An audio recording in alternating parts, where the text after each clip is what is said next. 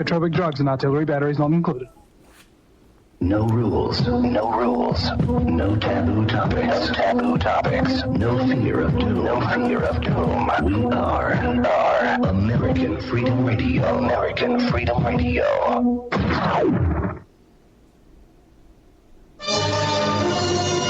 It's the Opperman Report. Join digital forensic investigator and PI Ed Opperman for an in-depth discussion of conspiracy theories, strategy of New World Order resistance, high-profile court cases in the news, and interviews with expert guests and authors on these topics and more. It's the Opperman Report.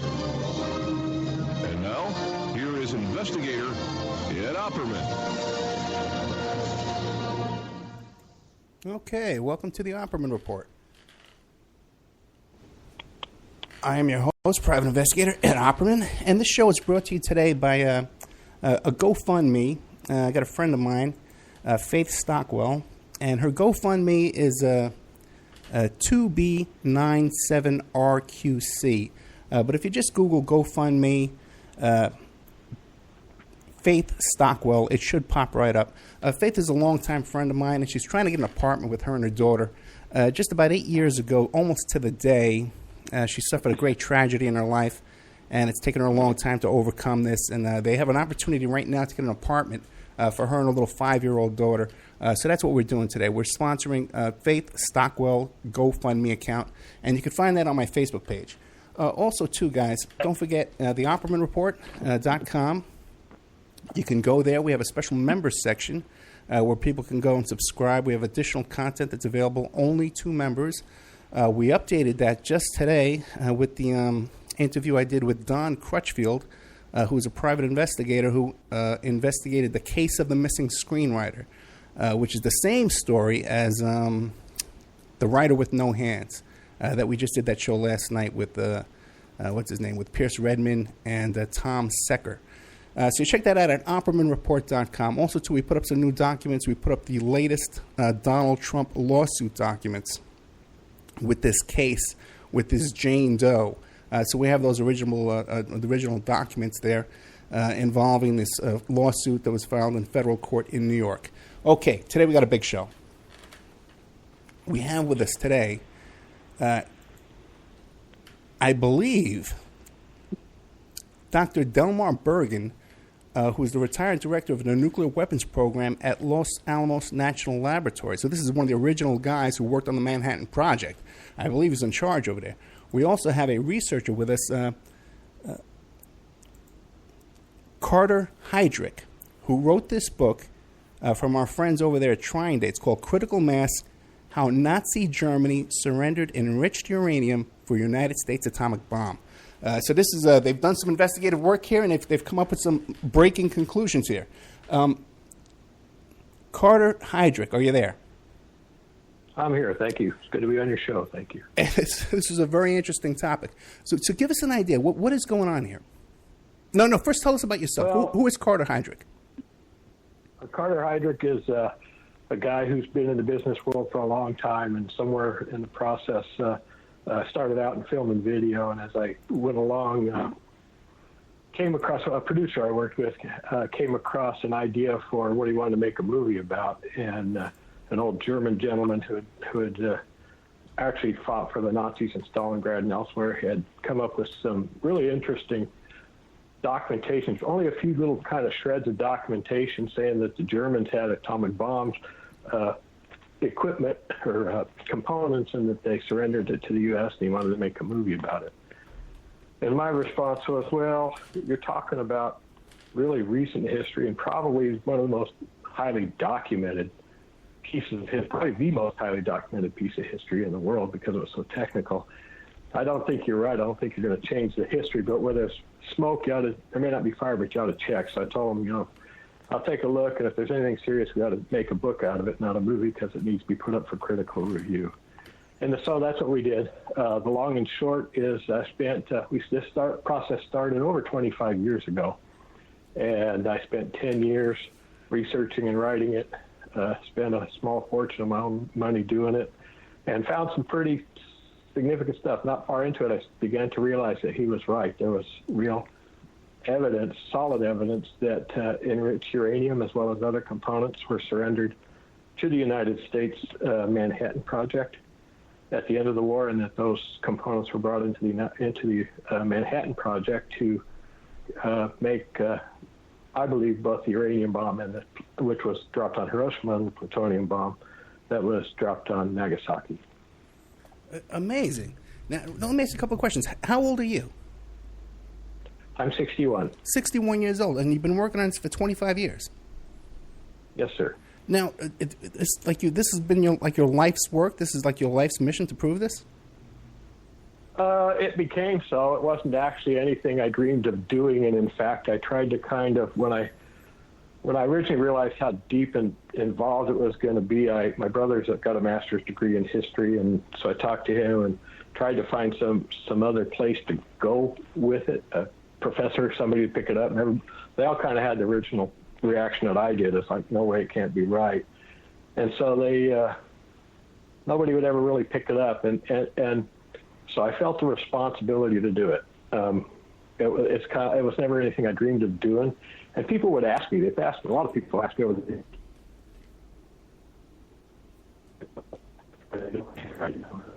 the process.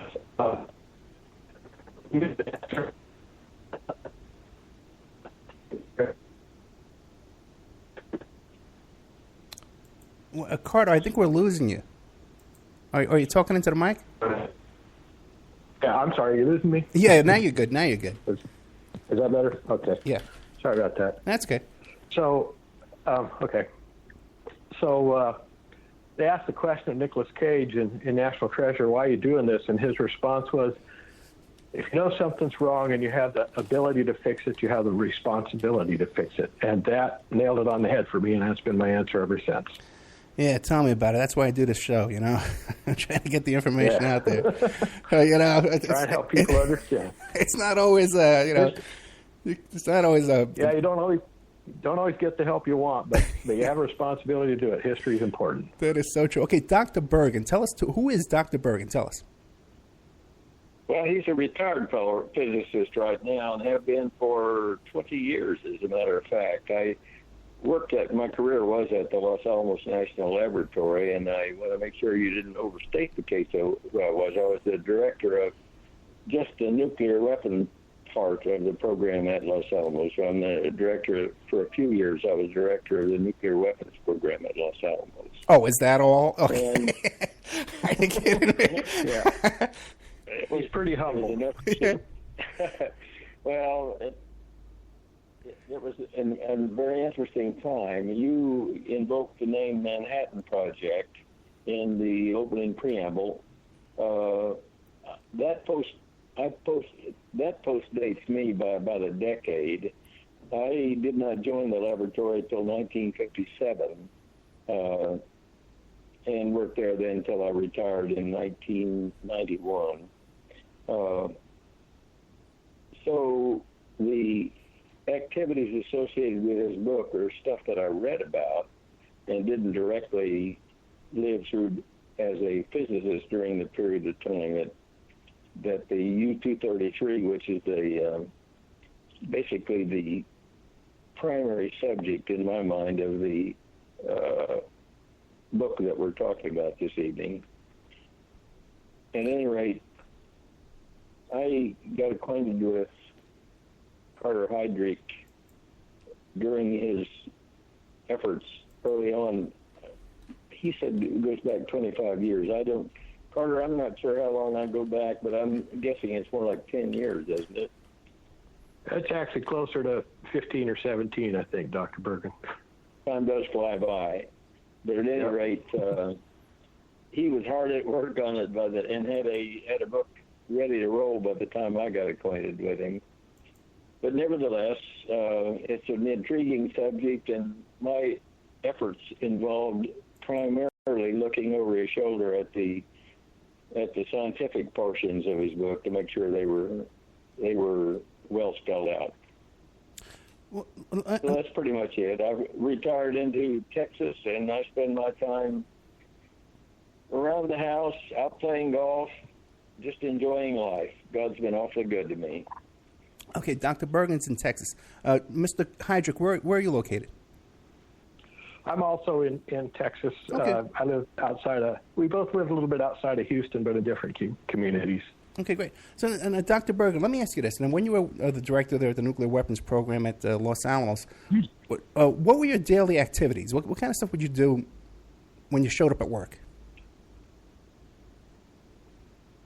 To try to phrase it all in one little capsule, it varied from day to day by quite a bit. But it was looking over the shoulder of the programs that we were assigned the responsibility of to develop the nuclear weapons for the various branches of the service that would be the caretakers of those in trying to keep the American nuclear arsenal in good shape. And so the primary function of that was to make sure that each of those programs were on track. And, of course, there were a lot of ancillary things that happened, but that was the primary duties of it. Gotcha. In the course of that, I got to travel around to nearly every one of the sites within the United States and a few of them outside of the United States where the military was where they had their nuclear weapons. So I got to interact quite a bit with the various services, and I found that interesting, very much so. Really? Where do we have nuclear weapons outside the United States? Now or then? In the 1960s, we had them in Europe. Right. Okay, that makes sense. Yeah, Germany and stuff like that. Okay. And times have changed, but at that point in time, as they were building up the arsenals during the Cold War period, we had them scattered around quite a few places, including the islands that we were caretakers of, like Wake and places of that nature. So, Carter Heydrich, one question I have for you is this. What would motivate the Nazis to give us this uranium? Do you have any idea? Well, I've actually given my presentation twice at Los Alamos and twice at Oak Ridge and plenty of other places in physics school and stuff. And there's always two questions that get asked of me, and that's kind of tied to one, and that is, if the Nazis really had it, how come they didn't use it? Right. And they didn't use it because they had lost superiority in the skies and they couldn't deliver it to a strategic target good enough for the investment. So what they did was they had this great strategic investment and they needed to kind of recover. They knew they were going to lose the war. And despite the fact that the traditional history says that they surrendered unconditionally, I showed significant evidence in the book that they did not, in fact, surrender unconditionally. They had to keep it looking like an unconditional surrender. It had to be secret because they didn't want the Soviets to know. But it was in their best interest at that time, because they couldn't use the weapon to end the war, to negotiate it to whoever would treat to them to give them the best deal. They didn't like the Soviets, and so they came to the U.S. I should say a small component, a party very close to Hitler himself, and so they came to the U.S. actually to Allen Dulles in Switzerland, who was running the USS at the time, and said, "Hey, we got a deal for you. If you will allow us to escape, survive, basically export as much of their economy as they could hide and export, then the United States would receive the nuclear weapons we needed, and they would receive the opportunity to continue to live and continue to pursue, I don't want to say Nazi domination, but continue to pursue a political agenda on their own, outside of using war as the vehicle for winning." Now, do you believe that they pursued political goals here in the United States? Yes, I think they pursued political goals. Somewhat in the United States, primarily in the rest of in other parts of the world, primarily the Middle East, South America, and also significantly in Europe, but under a very hidden structure. But that structure ends up looking a lot like and in fact was called by a particular author who identified it several years ago, the European Economic Community. So that's, led by Germany with its own currency. We've had big events in the last day, relative to that, with England pulling out. But that I believe, according to my research and what you read in the book, is spelled out that that's what they were aiming at. Now, you said that they were allowed to export their economy. Like, in what industries were they allowed to continue pursuing? Well, most of the huge industries that the Germans had, and even the industries, so IG Farben is probably the best example, the largest chemical concern in the world at the time, made up of a whole bunch of different components. At the end of the war, the United States kind of broke it apart and separated back into BASF and Bayer and Hearst Celanese and a bunch of other companies that are still around. Prior to the end of the war, there was a large conference in Strasbourg where they brought in all the industrialists and Martin Bormann, who was the leader of the Nazi Party and Hitler's right-hand man. They brought all these industrialists together and basically said, listen, if you will bring your capital, not just your currency capital, your bank capital, but your intellectual properties, your licenses, all those kinds of things that they owned that were worth billions of dollars, and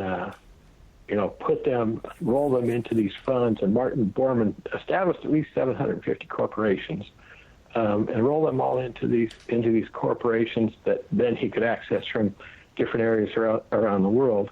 We will allow you, for as long as the Reich stays in power in Europe, to exchange currency, to do a bunch of things that were actually against the law and could have got them, they would have been the recipients of capital punishment if they had been caught doing them without the blessing of the Nazi Party. The Nazi Party basically said, if you do this, we'll take care of you. That way we'll have an economy after the war. It'll be hidden. And after the war, we'll kind of bring it back together and resurrect Germany and try to they tried twice to win by warfare, and then they decided, well, we'll just use economic means to try and do what we want to do. Do you think they've been successful in resurrecting Nazism? I don't think they've been successful in resurrecting Nazism. You hear neo-Nazis and they're out there, but I don't think they're all over the place. And I don't know. I think over the time, I think the effort essentially was to try to maintain control for Germany and have it have influence in the world. I think they gave up a lot of the precepts of Nazism, but they continued to want to have the influence and the power, especially after the two wars that they'd caused. They wanted to be able to get back in the game early and not just kind of,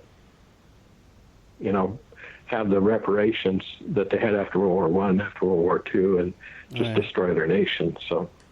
Okay, I can see that. Now, we have a question from the chat room. Approximately how many of these Nazis were given immunity and allowed to continue? Like all of them, or just a portion of them? Was it the majority? No. In this particular case, there was a very small, just a handful, and I've only actually been able to identify 3, and I would be surprised if it's very much larger than that. Martin Bormann, who, as I said, was a leader of the Nazi Party. Heinrich Müller, who was the head of the Gestapo, and because by virtue of that, he was Bormann's chief security officer after the war, so he was part of that. And then a gentleman by the name of a General Karl Wolff, who was the Nazi general at the end of World War II, who negotiated the surrender of Italy to Allen Dulles and the OSS, through the OSS to the United States. So I think those are the 3 ones that I can really tie in. It doesn't look like there's a lot of other members, and I don't think there wanted to be. I don't think Borman wanted it to be as small a group as possible because it needed to remain quiet for both his reasons and for the United States purposes, to receive the nuclear weapons components. Okay, now one more little side question. I had another guest on one time who had some first-hand information that the Food and Drug Administration, when it was created here in the United States, was created by a group of expatriate Nazis who came here after World War II. Do you have any information about that? Food and Drug Administration. Excuse me, I read that somewhere, but I don't. It's been so long since I read it, and it wasn't really related to what I was studying. So I had enough problem with scope creep without starting to go out looking at who's doing what with food and drugs. I got enough on your plate with this uranium. Okay, let's get back to the uranium story. Okay, I'm sorry to take you to left field there. Now, with this uranium, no problem. Lay it out for me. I'm sorry? Lay out this case for this uranium. Explain to me what happened. Okay, so there was a U-boat, U-234, that was negotiated to surrender to the United States. On it, and I'll tell you right now, this is part of the traditional history. It's kind of a footnote now, the traditional history, but there's been books written about it.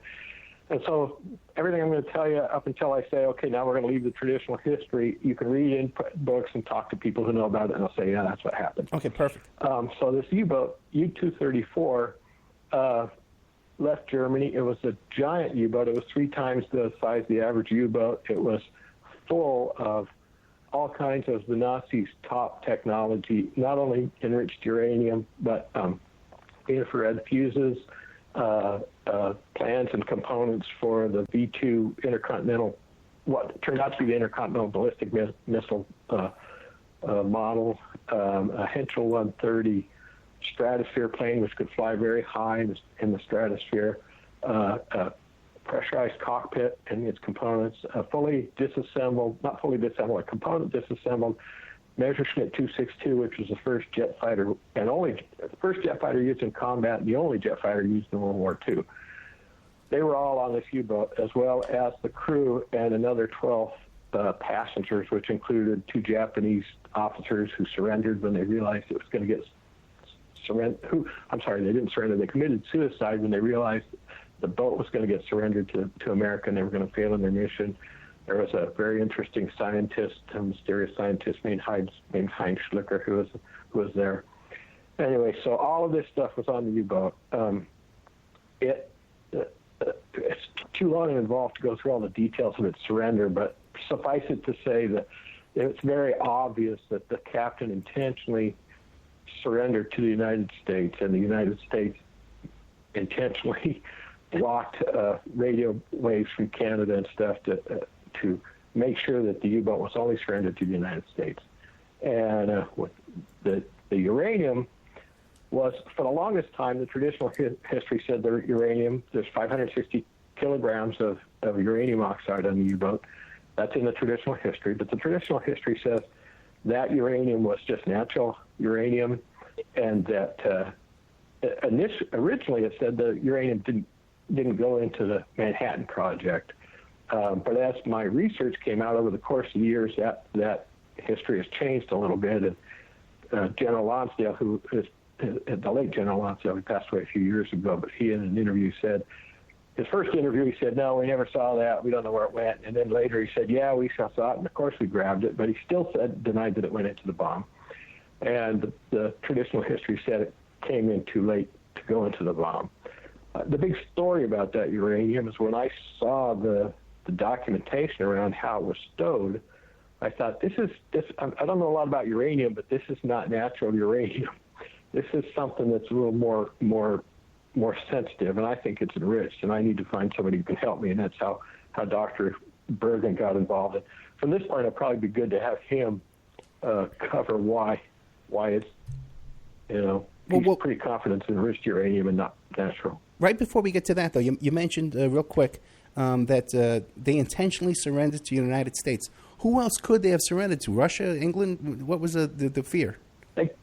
They could have surrendered to England. They should have surrendered to Canada, because when they opened their radio and said, we're here to surrender, Canada said they were still in Canada's corner of influence. I don't remember exactly the phrase, but there, the Atlantic was segmented off, and if you surrendered in this part of the Atlantic, you went to England. If you went to surrender in this part, you went to Canada. If you surrendered in this part, you went to the United States. They were in Canadian waters, not Canadian waters per se, but in that part where they should have surrendered to Canada.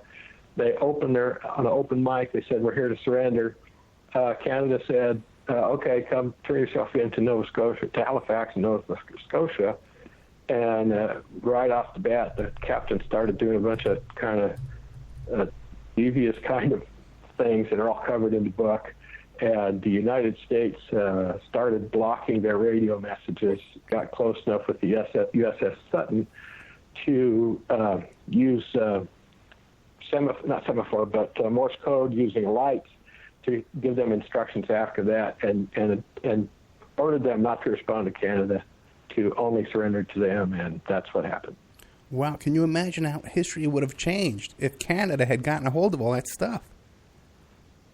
Well, it's hard to know, but it would have been a lot more obvious. There would have been a lot more people in the know of what happened, and a much greater opportunity for leaking the fact that we had this negotiation.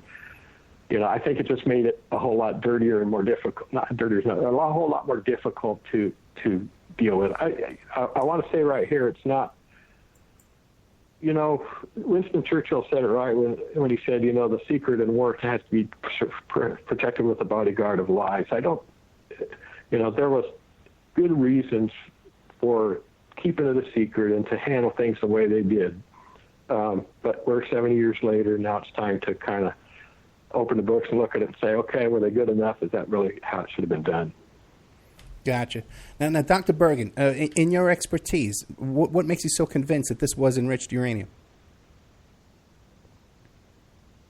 Well, let me try to go through some of the details of it, and if I lose you in the process, yell at me, and we'll back up and see if we can get her straightened out. Okay, as long as there's no math. There's no math involved, right? First, there's 560 kilograms of material, uranium oxide. And that was separated into, depends on which manifest you look at, but I'm going to say somewhere between 10 and 16 canisters of material. So they've already broken it down to a series of smaller canisters. The second and beginning to be telling part of it is they plated every one of those canisters with gold, which already means you're spending a bunch of time and money to separate out this. If it was purely natural uranium, that's a pretty silly way to spend your time and money. It makes absolutely no sense. You would not have needed to do it. So they felt that particular uranium oxide was extremely important to have spent that amount of time on it. Secondly, the question about separating it into these different units is okay. It's not a big deal, but it's kind of a silly waste of time unless there was some driving reason to do it. The combination of those things and some ancillary information that we haven't gotten to yet suggests very strongly that it was worth their time to make sure that preparation was done in such a manner that wherever it was going, it arrived intact, so that they made certain that the salt water that it would be in the vicinity of and surrounded by, not directly in contact with it, would not be able to do any harm to it. That combination of things very strongly suggests to me that it was more than just natural uranium. You just don't do that kind of thing to natural uranium. Is that far enough on that for now? Yeah, that's good. That's good. Now, but in your experience, though, working at Los Alamos, in that time frame, we didn't have our own enriched uranium? The process was ongoing and ramping up as fast as the Manhattan Project could get it going. And the answer is that the stream of enriched uranium was it was just a trickle. The information that Heydrich had uncovered about that, it wasn't hidden. But the details of it as it came out was very clear that it was just a trickle coming in. and the trickle looked like it would be touch and go whether they'd even be close to having enough enriched uranium, enriched to the point that they needed it enriched to I don't know that they really had a deadline, but to meet the late summer deadline, I will call it, for the activities that looked like they would need to build up on Tinian and eventually then to drop the bomb on Hiroshima. So it was just a touch and go thing. Yes, it was being ramped up, but the answer to your question directly was no. At the time of the surrender of U-234, there was not sufficient to make a bomb. But can I add a little bit more to that? Yeah, please. Yeah, feel free to jump in, guys. Yeah. Okay, I don't want to step on each other. Yeah. So the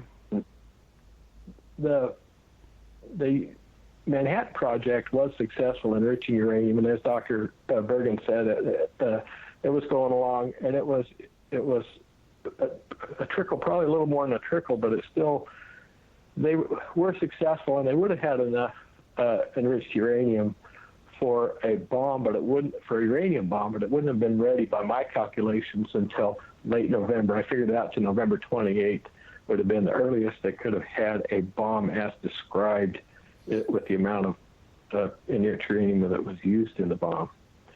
The challenge was that the Soviet Union had already stated that it was going to declare war, and actually by agreement at Yalta, that they were going to declare war. So Stalin was going to declare war on Japan in mid-August, and he in fact did. He actually declared war the day after, or 2 days after, after the Hiroshima bomb was dropped.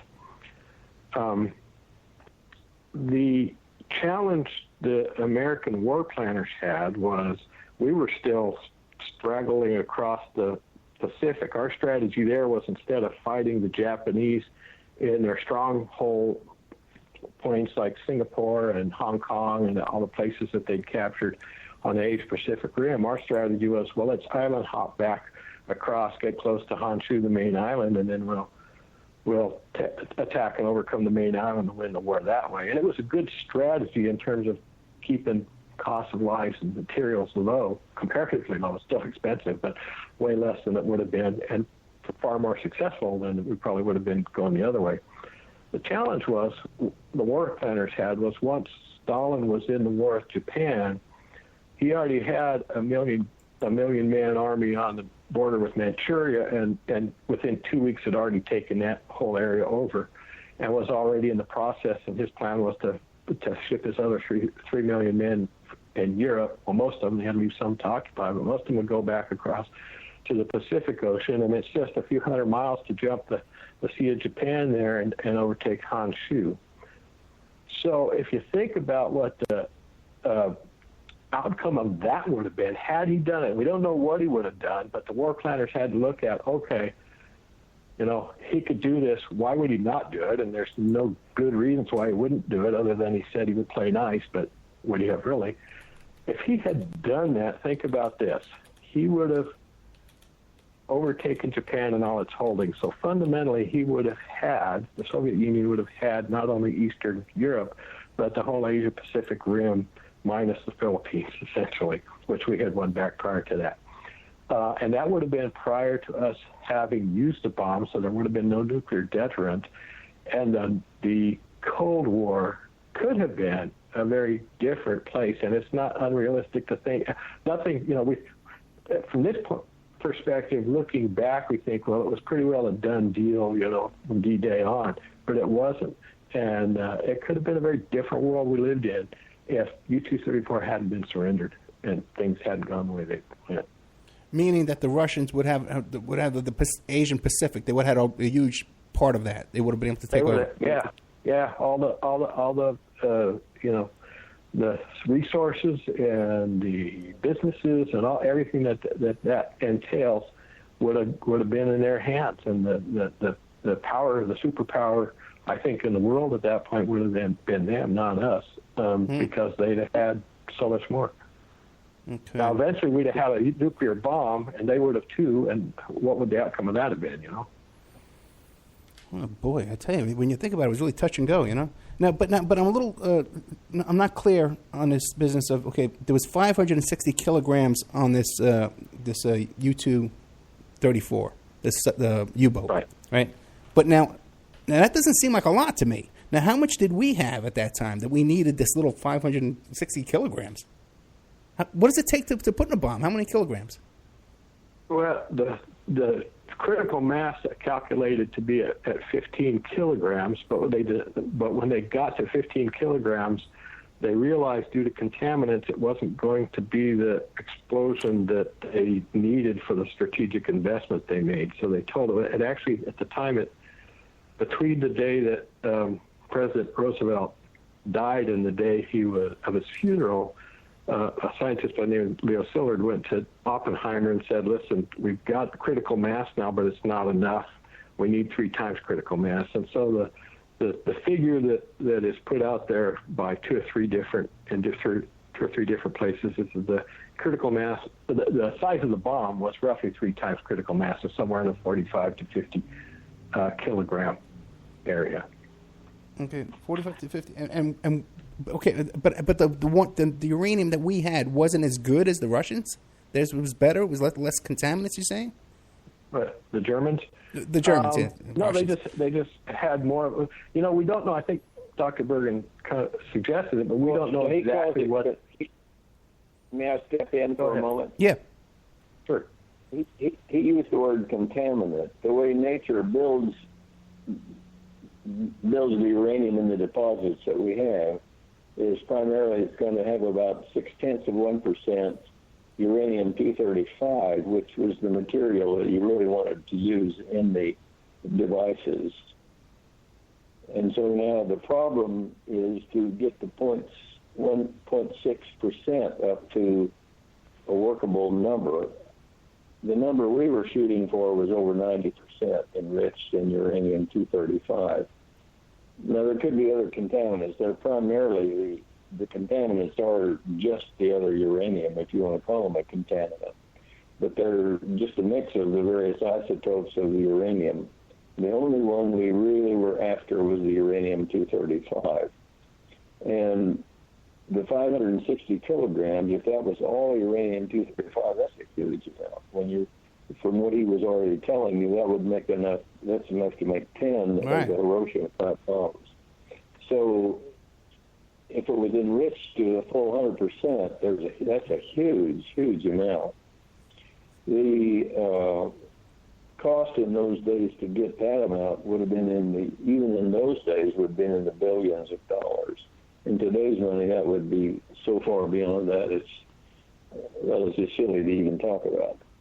But at any rate, so yes, the 560, if it was super enriched, was a huge amount.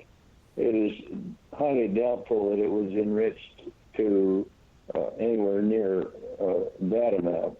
Whether it was 20%, 30%, 40%, 50%, which are beginning to get unreasonable toward the high end of that, that's still a huge amount. That 20%, remember, that's 100 kilograms of uranium-235, very significant amount.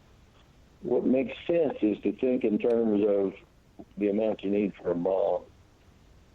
It's my personal belief, and we don't find the records to prove one way or the other, that there was probably of the order of 100 kilograms of uranium-235 on the vessel. And that makes it very significant. And with that, if I might step back, I'll turn it back over to you guys to let you discuss the book from your and Carter's point of view. Let me just kind of piggyback off of what Dr. Bergen said. We believe that the uranium that was surrendered was not, fully bomb weapons grade uranium. It's helpful to understand the United States process. We had what was called alpha calutrons. The calutrons is the mechanism that enriched uranium. We had alpha calutrons, which was the first step. They put the natural uranium, and it would bump it up to about 10%. And then they'd take that and they'd put it in another calutron that was a beta calutron, and because it was already enriched, it was more than a linear process. It was, well, I don't know. That's right. Dr. Burton, correct me if I'm wrong, but it was much more efficiently was able to separate the U-235 out because there was so much more of it in the feed stock product at that time. So each cycle through would do about the same percentage improvement. So yeah. Okay.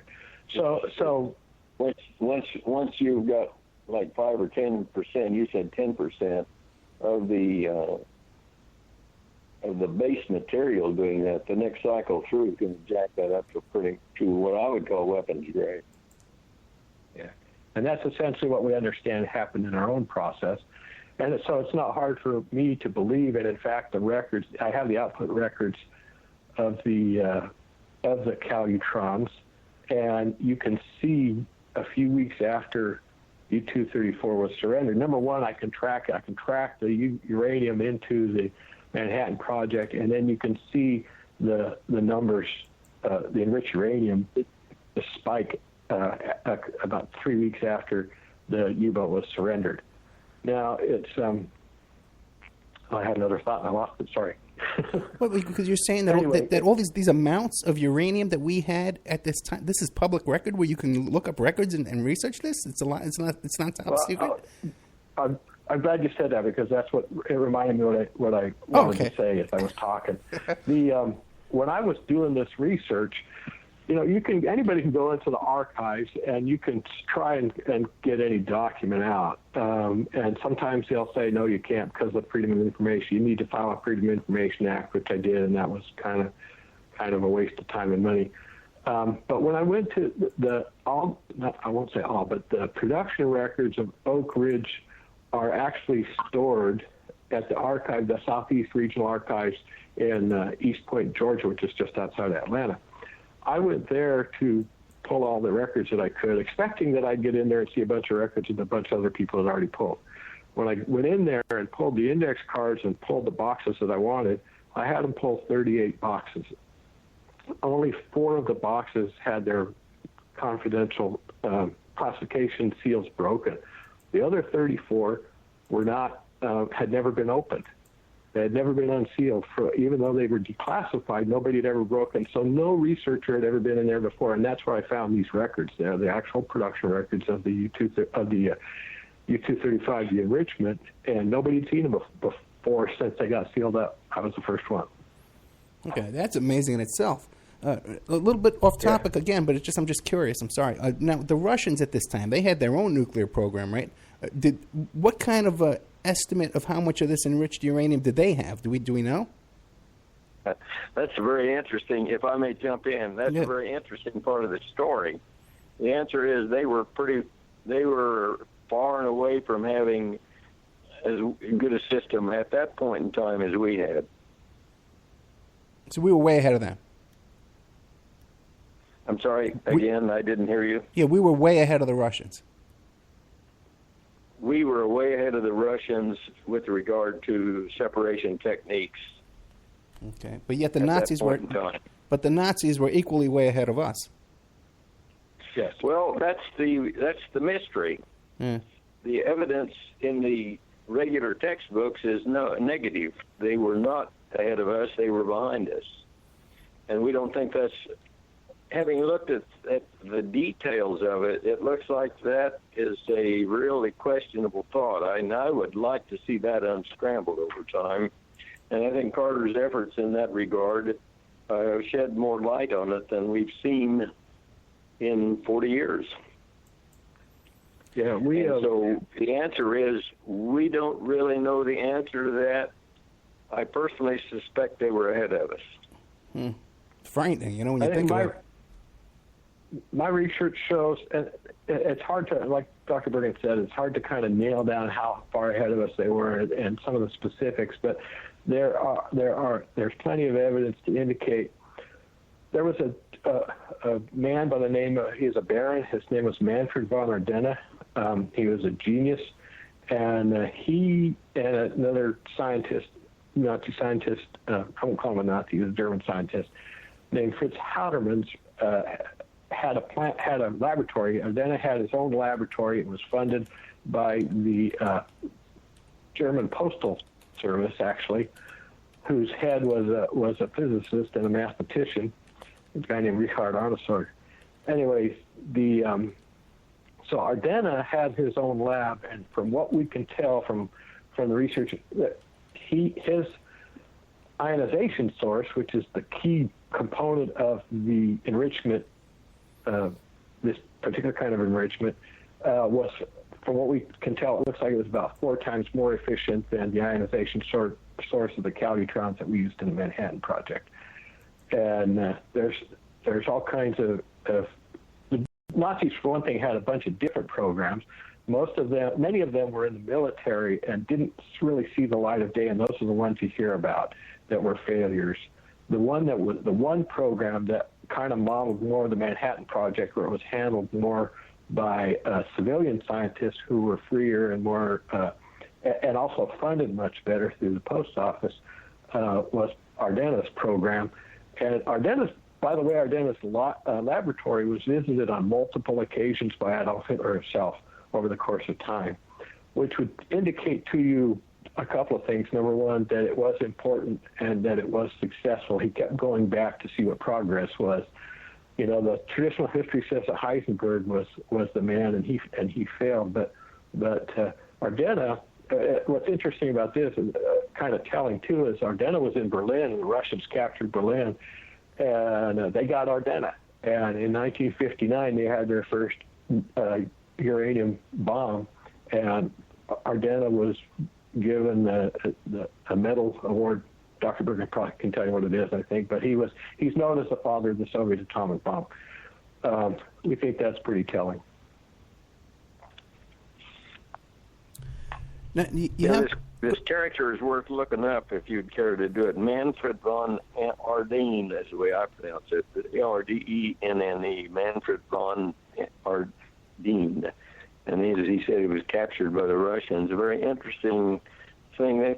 Both sides thought enough highly of him that he, I won't say he had a run of the place, but he was treated with soft gloves. And when he was captured and they carried him off to Russia, they said, "We'd like for you to go to work on our bomb project." And he said, No, I'm not going to help you guys build a bomb. They said, "How about if you'll just take over our separation project?" And he said, "That I can do." And so his institute, which is Institute A, which is really their bomb project, he headed that for some period of time, at least the part of it that had to do with the separation. And very shortly thereafter, in the sense of 2 years, he had leaped ahead, had them leaping ahead very well in their electromagnetic separation of isotopes. That much we know. The Russians aren't free to hand out all their information, but they credited him with spearheading, bringing their bomb, their nuclear uranium-based bomb, into operational status.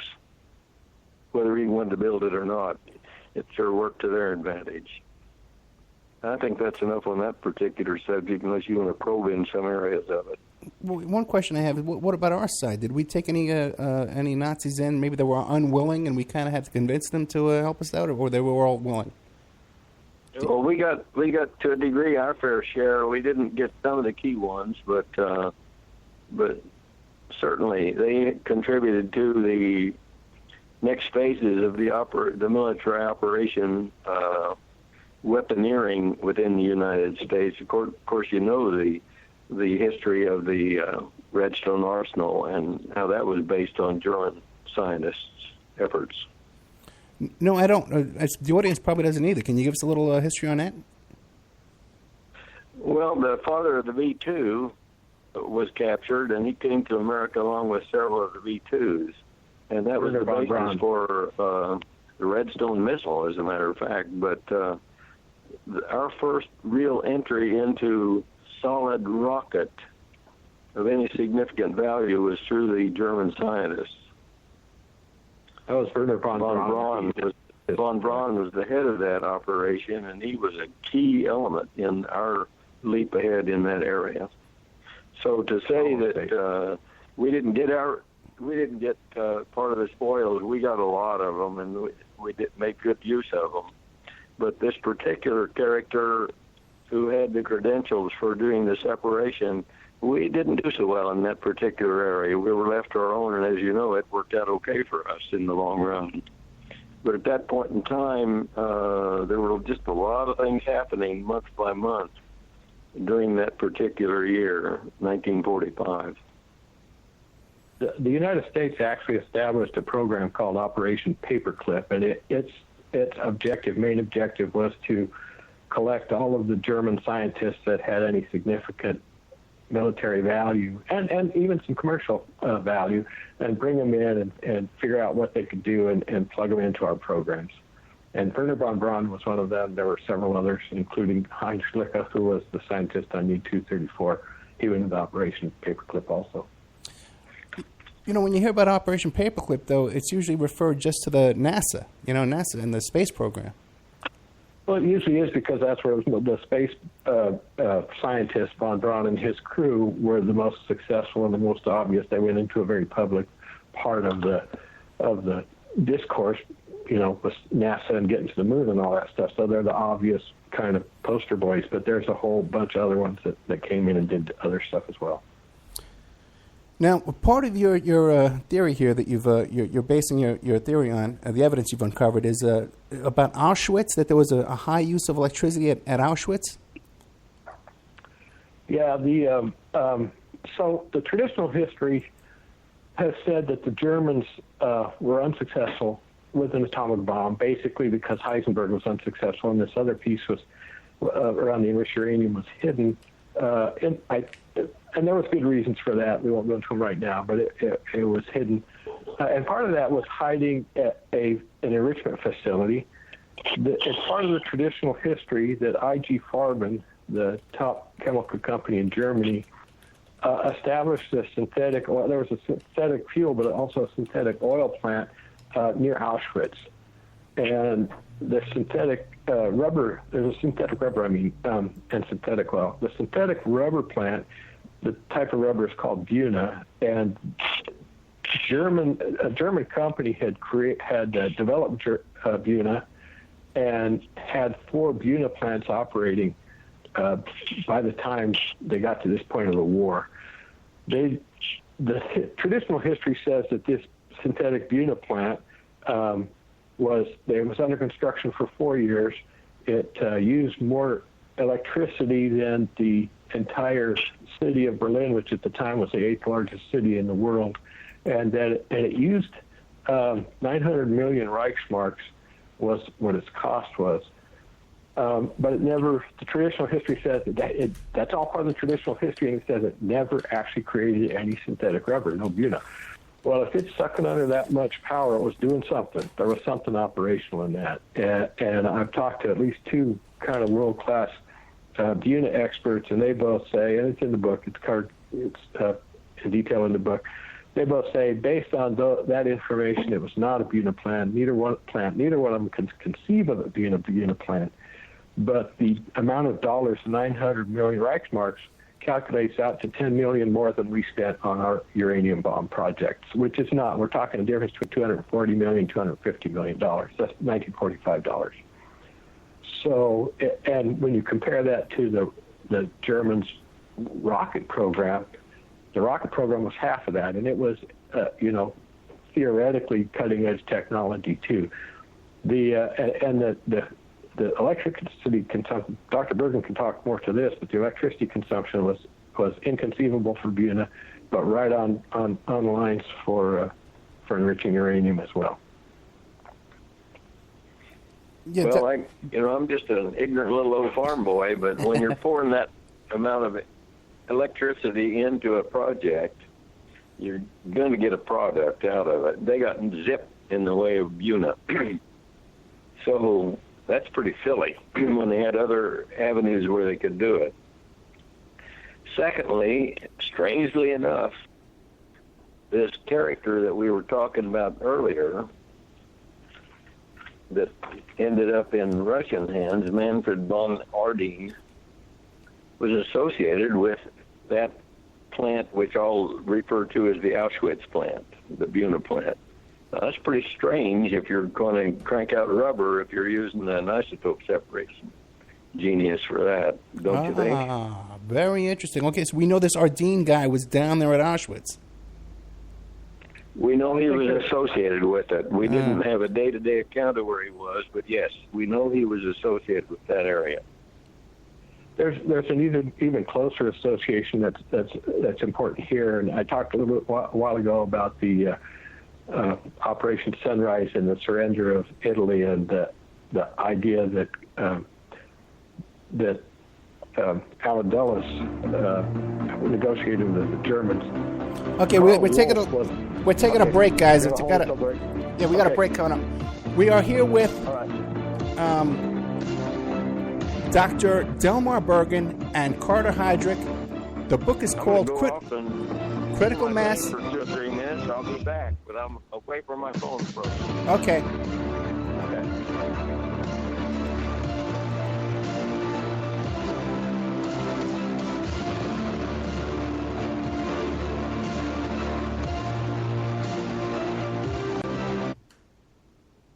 All clear. Okay, but remember, you got to keep playing. Hello. Oh, you want it still up, though, right? Yeah. And guys, I'm going to put you guys on mute, okay?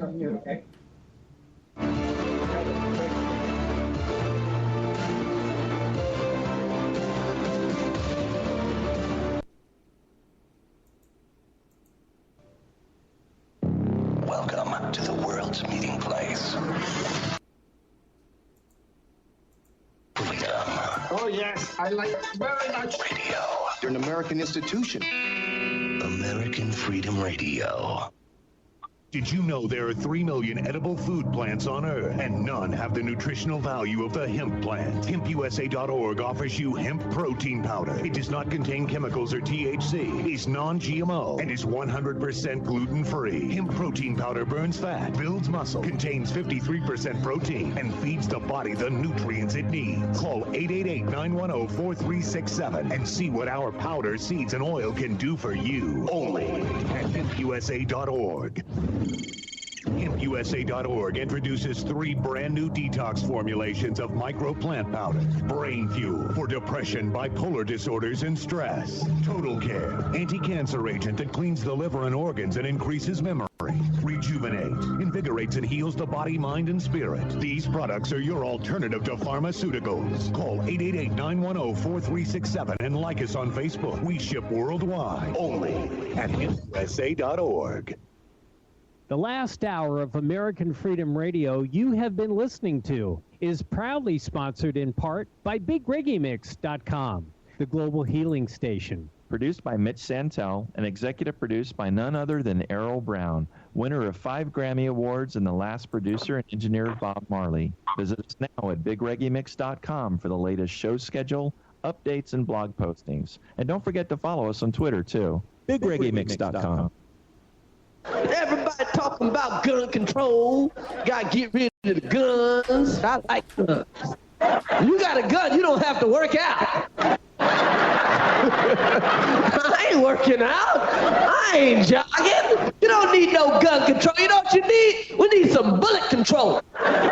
We need to control the bullets. That's right. I think all bullets should cost $5,000. You know why? Because if a bullet costs $5,000, there'll be no more innocent bystanders. Every time somebody gets shot, you're like, damn, he must have did something. So they put $50,000 worth of bullets in his head. And people will think before they kill somebody if a bullet costs $5,000. Man, I would blow your head off if I could afford it. I'm going to give me another job. I'm going to start saving some money, and you a dead man. You're listening to AmericanFreedomRadio.com, the network who perseveres in delivering intelligent debate, constructive dialogue with true independence. The freedom to broadcast the truth is not free at all. So what is American Freedom Radio worth to you? The empowering information with fun, honest and pure integrity behind it provides an example to follow. Friendships to flourish with the moral altruism that pulls no punches. The hosts sacrifice and show remarkable discipline in their duty to deliver quality radio and service to the community with strength, wisdom and loyalty. The founders of AFR wish to thank you personally for sharing your views and insights to make the best radio and alternative media. Now it's time for you to give something back and play a vital role in the future of America. Be as generous with us as we've been with you. Click on the donate banner at AmericanFreedomRadio.com or volunteer by emailing AmericanFreedomRadio.com. Vaccine, psychotropic drugs, and artillery batteries not included. No rules. Taboo topics. No fear of doom. Our American Freedom Radio. American Freedom Radio. It's the Opperman Report. Join digital forensic investigator and PI Ed Opperman for an in-depth discussion of conspiracy theories, strategy of New World Order resistance, court cases in the news, and interviews with expert guests and authors on these topics and more. It's the Opperman Report. And here is investigator Ed Opperman. Okay, welcome back to the Opperman Report. I'm your host, Private Investigator Ed Opperman. This show is brought to you today by the GoFundMe for Faith Stockwell. And that's a GoFundMe/2B97RQC, but we'll have a little name on the end of that by the end of the night. She just set it up today. Faith Stockwell's a good friend of mine for years and years and years. She went through a tragedy 8 years ago that we don't even like to discuss. But it was one of those life-changing, heart-wrenching tragedies that people take a long time to get over. And she has a chance now to get an apartment for her and herself, her little daughter, 5-year-old little daughter, little girl named Silver. They call her Silly, cutest kid in the world. You can see their pictures on my Facebook page, on the Ed Opperman Facebook page, and I'll also put it up on the Opperman Report Facebook page as well. Okay, today we got with us, we're discussing the book Critical Mass, How Nazi Germany Surrendered Enriched Uranium for the U.S. Atomic Bomb. And it's like a whole new world of what we're learning here today. We have with us Carter Heydrich, who is the author of the book, and then we also have with us Dr. Bergen, who's he's the head of the Manhattan Project. No, he's the director of or something like that. The inventor of the nuclear bomb. We have with us here on the Opperman Report. No, he was the director of the nuclear weapons program at Los Alamos National Laboratory, which is no slouch, okay? Come on. I think I failed high school science, all right? Now, guys, you just had this big press conference at Texas A&M. How are people reacting to your disclosures here? Or how is it being received? Well, this is. I'm sorry, I'm a little tongue-tied right now. Sure. The book that's coming out right now is actually a third edition of Critical Mass. It came out way back when, 15 years ago, the first edition. The second edition came out about 2 years after that, with Dr. Bergen's had vetted it and given me some help on it and stuff like that. And then, so it was out there for a while. Recently, by recently I mean in 2011, there were 126,000 barrels of spent uranium discovered in salt mines in Germany. One of the challenges that I had when I would give my presentation was that there was, if people would say, well, if the Germans had the bomb, there'd be all this spent uranium, and there isn't, so they didn't have the bomb, therefore you're wrong. And I always said, well, I believe that spent uranium is somewhere, but I don't know if we'll ever discover it. Well, it has been discovered. The documents on it say that it is uranium from the Nazi atomic bomb program. It hasn't been reported in the United States. It's been reported in Germany and in England.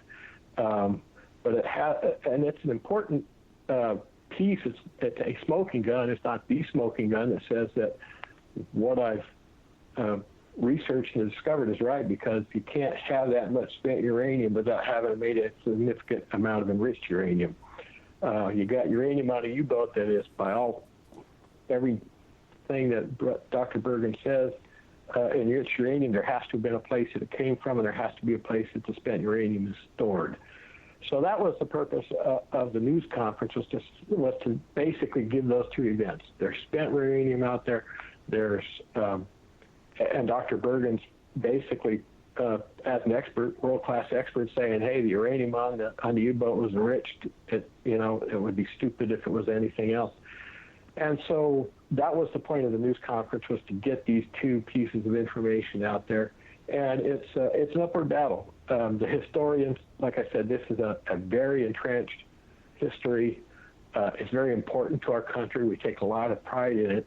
And so that's why we're here having this talk today, is to get the word out there, because it's not, you can do the best you can, but until everybody knows about it, it just hasn't had an opportunity for everybody to hear it that needs to hear it. Why do you think this is being suppressed in the American media? Don't you think this is an interesting topic? It's so far back in history. Like, who would? Why wouldn't? Yeah. Obviously, I think it's a fascinating topic. Yeah. I've invested half my life in it, but it's I don't know what to say about how the media has handled this. When we were discussing, in trying to get media to come to the operation, I spoke to one of our major newspaper in the area we live in, to the editorial or the news editor, and I told him exactly what it was about. He said, "We never cover anything like that." I think in this day and age, they think they got to be kind of cool and cutting edge and be on current events and what's going on here and now, and cover stuff that to my mind, I won't say it's frivolous, but it doesn't have near the historical and even the current impact that uncovering this stuff does, because it's important for us to understand what our leaders have done. We're a democratic republic. That means the people are responsible ultimately for what our leaders do, and we need to look at what they've done and say, yeah, did they do the right thing or not? There needs to be a discourse about it. But even like 60 Minutes or 2020 or any of those kind of magazine type shows, none of them have considered that this is an interesting topic? Not yet. And do you think it's being suppressed purposely, or they're just not interested? I don't know. At times it feels like it, but at other times it just feels like what I said, it's younger people who haven't lived through, or at least had the impacts of the. I was born after the war was over, but only 9 years. And my growing-up years were everything was influenced by the war, the TV shows and the movies, and my aunts and uncles. I had an uncle that landed on Hiroshima and Guadalcanal. It's just, but they've lost that. It's 70 years ago, or 2 generations from that, and I think they just don't care, which is a shame. Well, just a few years ago, like maybe not now, but the History Channel used to be almost all about the World War II and Nazis and stuff like that. Now it's all aliens, ancient aliens, 24 hours. By the way, any aliens involved in this theory? Other than me, there's none that I know. Okay. Now, we're back to this thing about this nuclear waste that they found. Now, I'm looking up here, and it says it was 300,000 tons. Yeah. It was over 300,000 tons. It's hard to know exactly because they don't say how big the barrels were. Okay. I made that on the calculation of 40 gallons per barrel. It was 376,000 tons. So I rounded it down significantly to 300,000 tons, feeling that was a conservative number to go with. But this is, no matter what, this is an enormous amount of nuclear waste. Could there be any other logical explanation for the production of all this nuclear waste?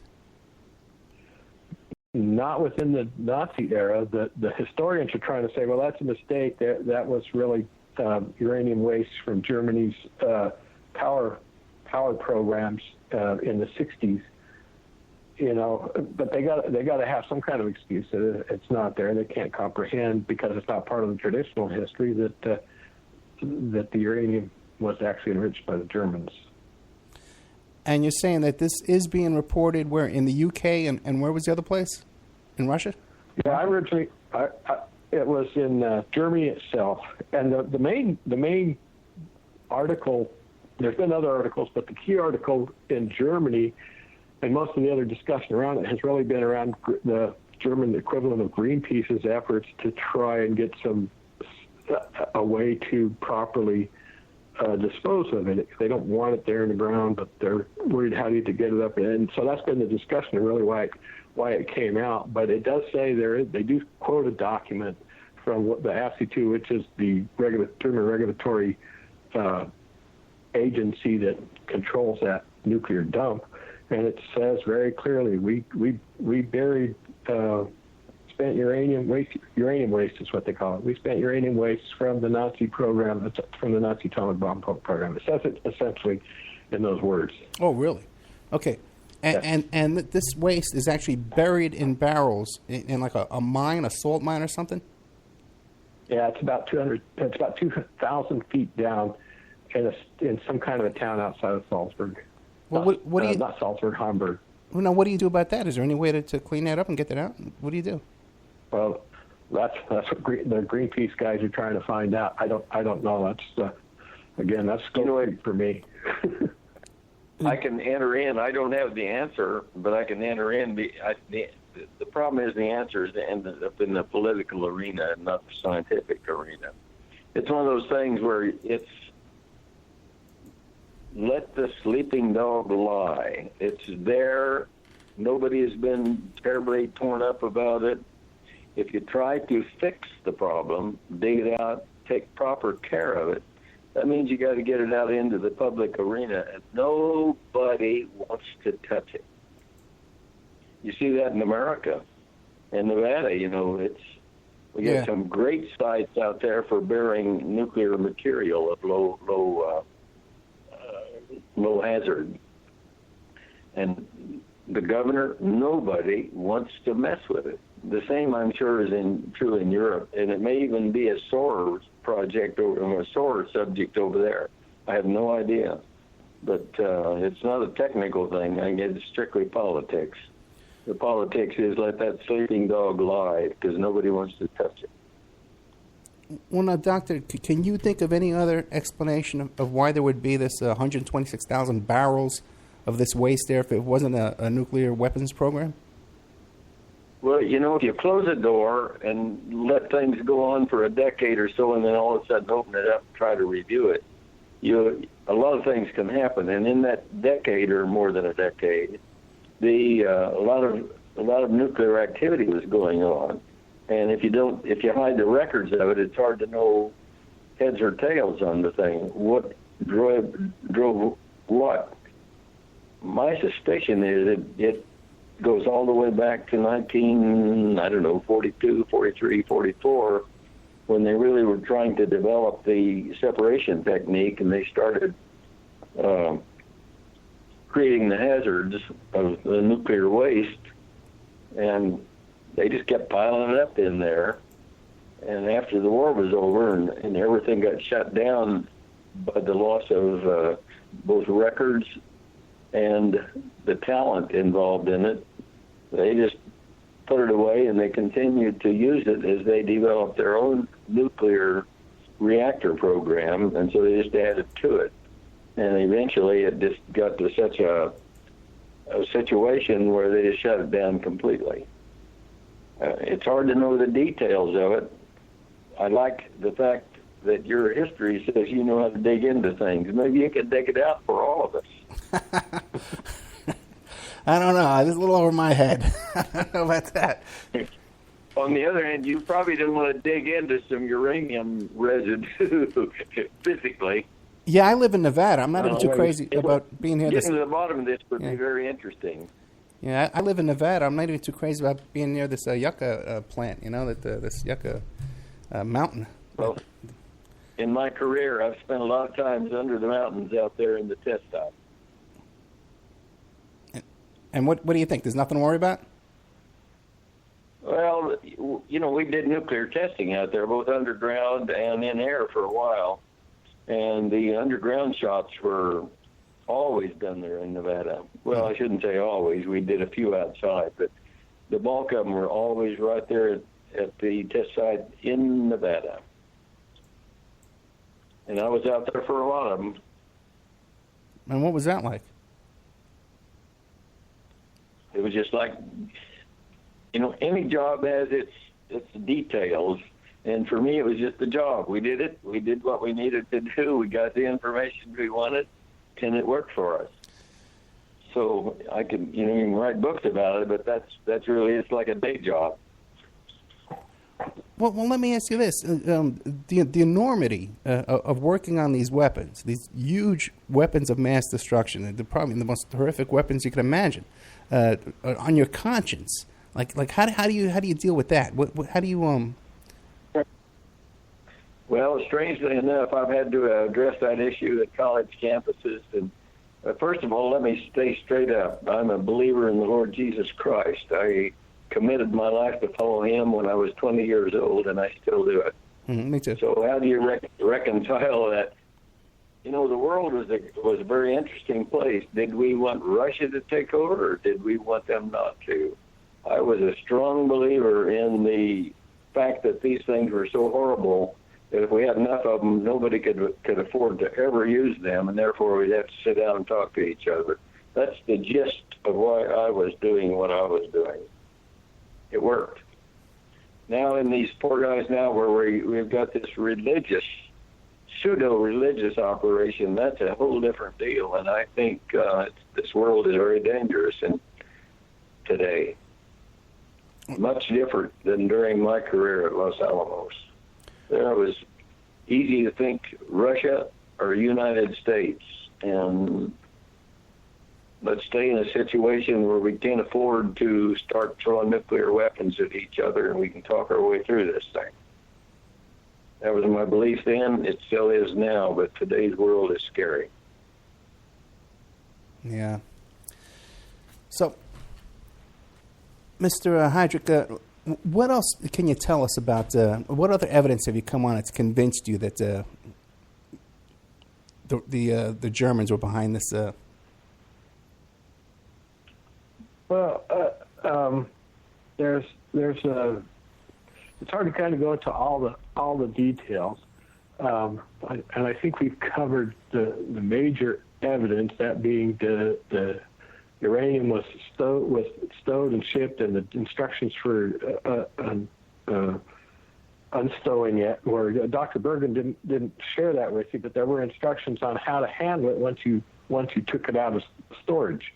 And it said when you take it out, it'll be dangerous, sensitive and dangerous, which is untrue of natural uranium. It said to treat it like crude TNT, which you wouldn't do with natural uranium. Now, when you have TNT and you're storing crude TNT, you want to keep it in small volumes so that if a part of it gets ignited, if you have 100,000 tons of it and you ignite a piece of it, the whole 110,000 tons goes up, you have a catastrophic event. But if you've broken those 100,000 tons into 1 ton each and you ignite one of them, you just lose 1 ton, and it's maybe catastrophic. I don't love TNT that well, but it's a much less serious, less dangerous, less destructive event. The science is a little different because you're talking about a chemical reaction instead of a nuclear reaction. But with the enriched uranium, it was actually put into, Dr. Bergen talked about how they had put it into these separate canisters, but there's another transcript. It's a really actually interesting document. It's a transcript between two of the intelligence agents that worked for the Manhattan Project itself, a Major Smith and a Major Trainer. And they're talking about this, and they're talking about that they have the U powder, they call it U powder, and that it is in 80 different containers. So the gold cylinders that Dr. Bergen was talking about there was actually 80 of them. And if you divide 560 kilograms by 80, you come up to almost exactly 7.5 kilograms. Well, if critical mass is 15 kilograms, you're coming up. In each one of those gold-lined containers, they put a half a critical mass, which is a logical, Dr. Bergen, I think, will back me up on this, is a logical, deterrent, a logical way to store something that if you if you get them together, they could go critical. Now, it won't make an explosion, but it will make a dirty bomb if you get enough of these together to reach critical mass. So, and another part of it is it specifically says they're in cylinders. Well, if you put the enriched uranium in square cases and put them side by side, they're all touching each other. The opportunity for a chain reaction is much higher. But when you put them in cylinders, they're only touching at the points where the edges of the cylinders touch each other. They're just 4 points, and the rest are not close enough that the neutrons can reach and maintain a chain reaction. So the geometry of the stowage was part of why we believe it's enriched uranium too. So there was 6 or 7 just in how they were shipped and stowed, and the delivery instructions. There were 6 or 7 pretty strong evidences that it was enriched uranium. Again, there was the Buna plant at Auschwitz that, by every identifier that we have, said it was an enriched uranium plant. There's nothing else in the world that's going to draw that kind of electrical power other than electromagnetically enriching uranium, at least at that time. And again, now we have the spent uranium. So that encapsulates, I think, a pretty strong argument that it was enriched uranium that went into the bomb, or that came from Germany. We have then the documentation. It's pretty interesting because in the Naval Archives documentation, there's a document that talks about, okay, we've got this U-boat, U-234, we've got all this captured material. We're sending 3 officers to kind of oversee the disposal of that material. 2 of them were Navy officers, and one of them was an Army officer out of the Corps of Engineers, which was the parent company of the Manhattan Project. His name was a Major Vance. So he is in the naval documents on the naval side as being part of the team that is overseeing the unloading of U-234. And then we go to the Manhattan documents in their archives, and that very same document I was just talking about, which was the transcript of the discussions of Major Smith and Traynor, they mentioned Major Vance 2 or 3 times in there and how he's responsible for unloading the captured U-powder and everything. So that document actually tracks, counter to the traditional history, that document actually tracks the uranium from the U.S. Navy into the Manhattan Project in a time frame that allows it to go on, and then there's more other evidence that allows it to go on into the system. And then we see the production numbers about, a week after they actually hit the Manhattan Project, the uranium actually hits the Manhattan Project, all of a sudden the production numbers of enriched uranium goes up. So it's kind of there's a trail there. Much of it is circumstantial, but it's powerfully circumstantial. Well, let me ask you this: when you're describing like the packing and the shipping of this material, could there be any other explanation of why they would give those? Those are specific instructions on how to handle enriched uranium, right? It wouldn't be to handle this other uranium, correct? Dr. Bergen, I'll let you answer that. Well, remember where we're talking in time. We got to go a long ways back in time. At that time, there were a lot of unknowns, even in the details, the fine-tuning of the critical mass. How do you handle that material? What's the effect when you talk about critical mass? I must tell you, it's it depends on the environment it's in. Uranium slug in water has a different critical mass than in air or in a vacuum. So when they had to think about how to handle that when they were going to ship it in a boat, where they had, who knows what all the material was around it, but it would end up where they stored it was in a flooded tube, so we know there would be water around it, and they had to be careful about just how much material they put in each little area that they stored it in. And again, I want to remind you that they did not have the detailed information of precisely what the critical mass would be. in that configuration, so they had to err on the side of safety. And so, well, we don't know precisely how much uranium-235 was in each canister. We know they erred on the side of safety, as we would do as well.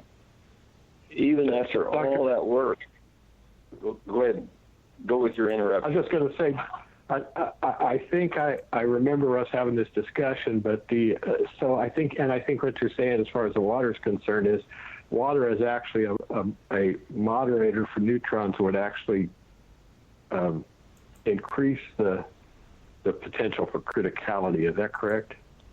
That is correct. So having those, they actually stored those canisters. They're in a big canister that went in a torpedo tube of the U-boat, and then they were in smaller canisters, in these 80 smaller canisters that were gold lined.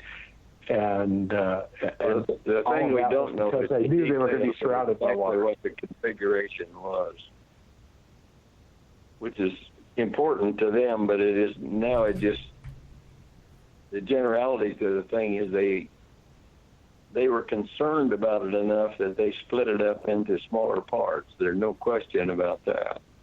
That cost them a good deal of time and a heck of a lot of money in having to plate the added number of units. Can you conceive of them doing that for any other reason than that it was enriched uranium? I think that's the question. Yeah. None that I know of. If you wanted to keep the stuff in pristine condition, you definitely wanted to have it in some kind of a chemically inert environment for the shipping, and exposing it to salt water would be a no-no. But why would you do it if it wasn't extremely important material? 560 kilograms of unenriched uranium is not a whole lot better than dirt. I got a couple of questions. First of all, Carter. Sure.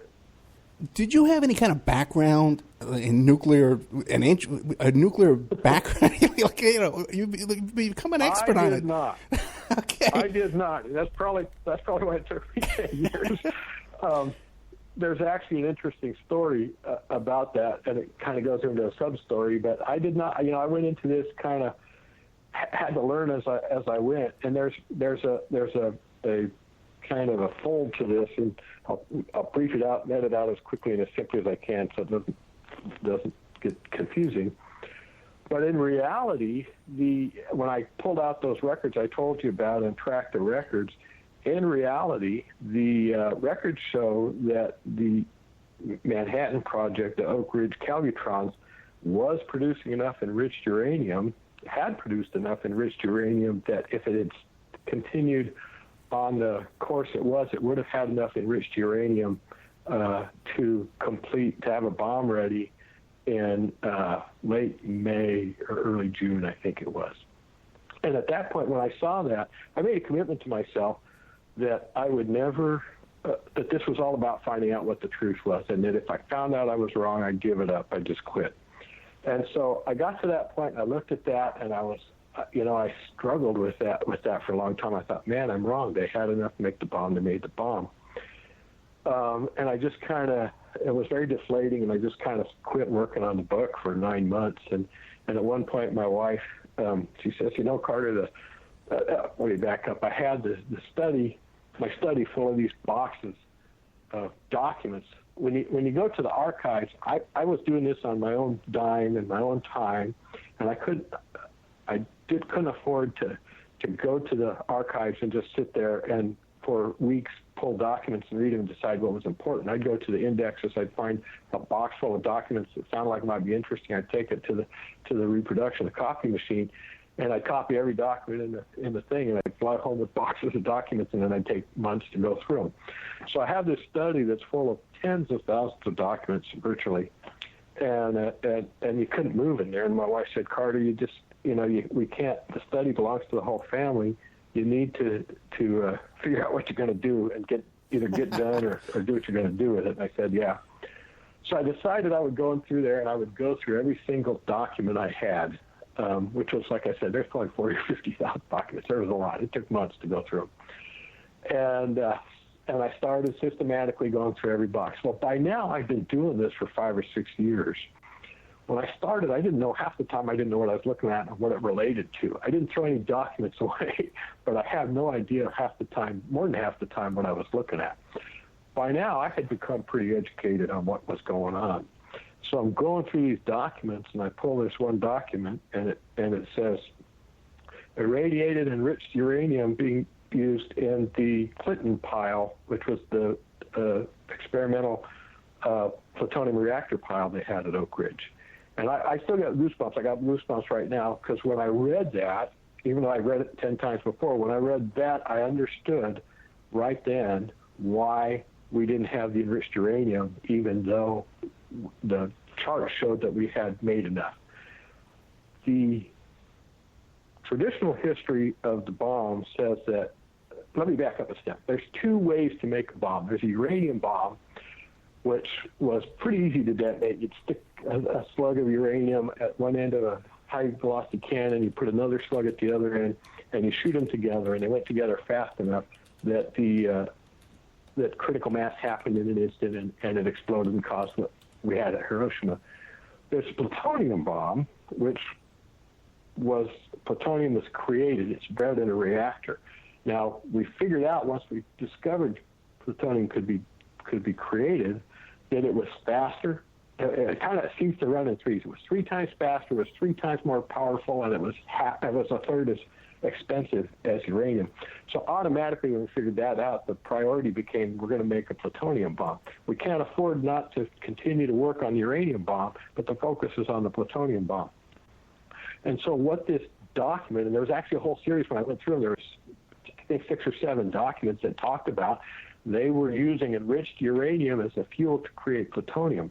Now, when you go to, I don't know if it's still the case, but when I was at Oak Ridge doing my original research there, they had a, am I still on? Yeah. I'm sorry.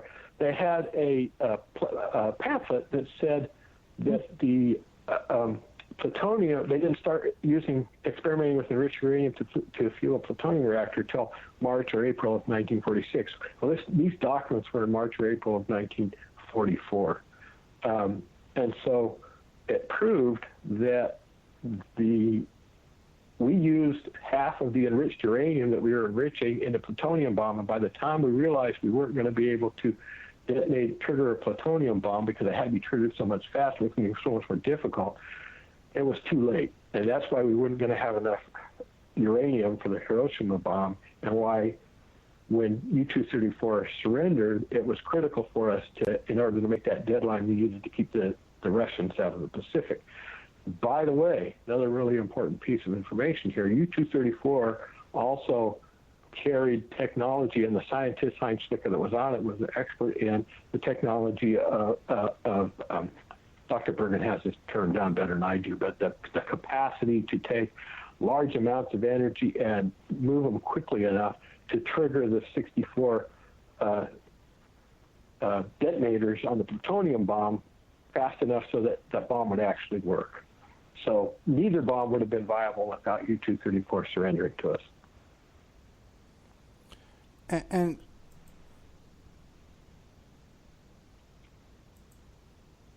Dr. Bergen.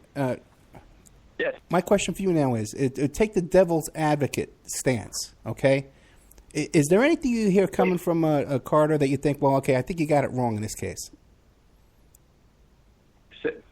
Please repeat it. I talking a little fast for me, and I didn't pick it all up. I'll pretend I'm from Texas, okay? I'm from New York. I can't help it. I want you to play devil's advocate, okay? Is there anything about Carter's theory that you look at and you say, well, you know what? I think he got this part wrong. He and I have had some of those discussions because I think you must be careful about walking into traps. The details that I would like to see that would give us precision is, where are the records of the 560 kilograms that were offloaded from that boat, and what do we know about them? There is no evidence that allows us to create a track record that says where that went and what had happened to it. The evidence that I've looked over his shoulder at says the characters that were involved in getting the information out of those things that were offloaded from the boat and the individuals that were also on that boat, there always is a thread that points to the Manhattan Project. And I don't want to go into the details because that'd take a half hour, 45 minutes in its own right. But the details are there that there is a tie to every one of those products and every one of those individuals that were important to the Manhattan Project, that they in fact were involved in it in some manner or another.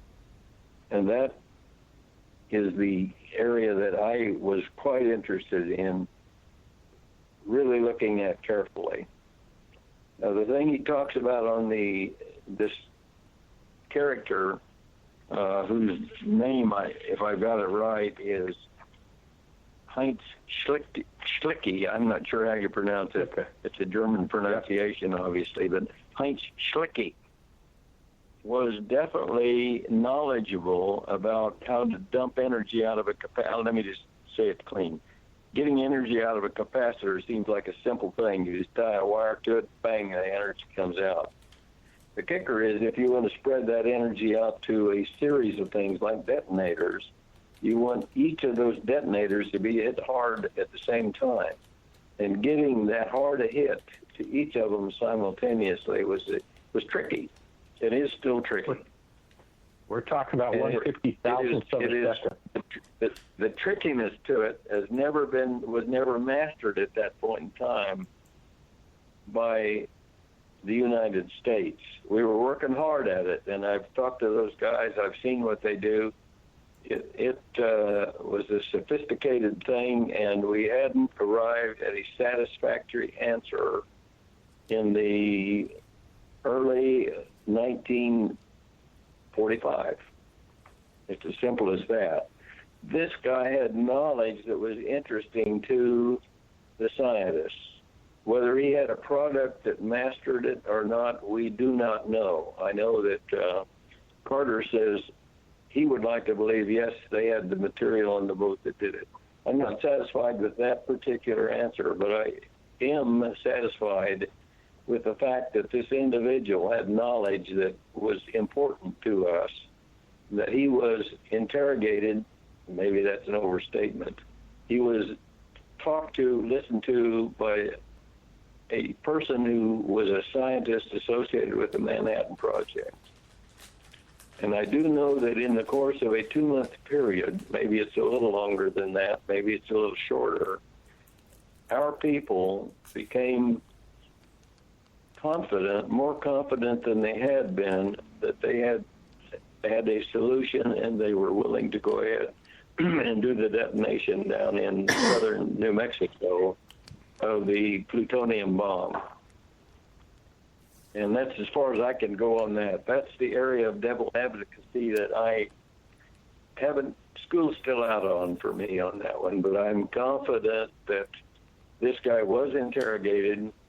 I am confident that the degree of confidence on the U.S. side went up.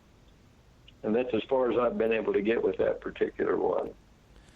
Let the rest of it, the Buna plant, the uranium plant, I have looked at that one seriously enough that I have high confidence that we're on the right track there. Dr. Bergen has challenged me on a few things, and I'm grateful for it. And I agree, because that's part of the process here. It's critical review, and I'm grateful for it. And I agree with him that we need to get more details and have more of the documentation that would lock this down better. But there's another piece of that he kind of alluded to, but didn't clearly talk to, and that was when U-234 was surrendered. There was a both General Kessler, who was the Air Force general who was on the U-boat when it was surrendered, and Captain Failer, who was the captain of the U-boat, both mentioned. Kessler calls him a lieutenant commander.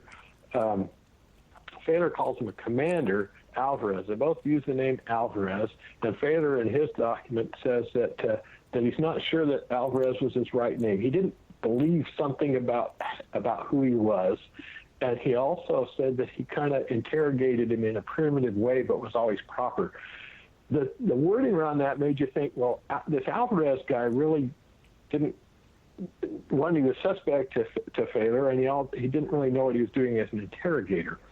And then there's another document that talks about when Colonel Schlicke, Heinz Schlicke, spoke to presented to the Office of Naval Intelligence. There's a document about that, a transcript of the introduction to it, and in that introduction they say, now if you want to ask questions, wait till the end, then you can come up to the microphone, and Mr. Alvarez will kind of be the go-between between you and Dr. Schlicke. So we have 3 mentions of Alvarez tied to U-274, and one specifically to Dr. Schlicke. And as Dr. Bergen said, Dr. Schlicke had the knowledge on this capacity to dump electricity quickly and powerfully. Back in October 1944, they had been working for a year on trying to solve the plutonium detonation timing problem, and they weren't getting close to it. So Oppenheimer assigned a 3-man crew to kind of drive and head out and solve that problem, and the first person in that crew was a scientist by the name of Luis Alvarez, who, by the way, went on to earn the Nobel Prize after the war in a different area. Luis Alvarez then became and is still known as the hero of the atomic bomb, who resolved the timing problem of the plutonium bomb. I got into the rosters both in 1943 and 1945. The Navy prints every other year prints a roster of its officers and warrant officers, and there is no officer by the name of Alvarez in the Navy during that time. It's General Groves, who was the head of the Manhattan Project, the military head of the Manhattan Project, in his book wrote how he regularly gave scientists from the Manhattan Project military ranks and insignias and uniforms so that they could work with the military, because the military didn't like working with civilians. And it was too obstructive to have them working together as civilians and military. So Groves solved it, and he very publicly admitted it after the war. He solved it by giving these guys military ranks and putting them in with the military. And I believe that the circumstantial evidence, as I just find out, is inject just a similar thought. It was common practice for us to when we traveled around, to either give an equivalency of a general level or whatever. I usually had, when I'd go into some of those planes, they usually gave me a 1 or 2 star equivalent. That was pretty common practice. That's kind of cool. 15 years later. That's neat. Still holding out on me, Dr. Byrne. I'm done with my little conversation there. One thing that struck me, Doctor, is when you were describing that there was no chain of custody for this uranium coming off this U-boat. No one signed for it, and wouldn't that in itself be extremely unusual? Well, I think I'm confident that on the U.S. side, there was a very rigorous, but in today's world, strange record keeping. It was done by hand. It was done in longhand. It was highly accurate, and it was kept very safe. But on the other hand, in today's world, they'd say you need 3 guys looking over your shoulder. We didn't have the time to have that many guys looking over our shoulder. So you trusted people, and they did it. Now, the kicker is, here's this character that's coming off that boat. He's being interrogated by half a dozen people. Somebody was keeping records. Those records exist. Right. But the highly secured records are so compartmentalized, good luck on finding them.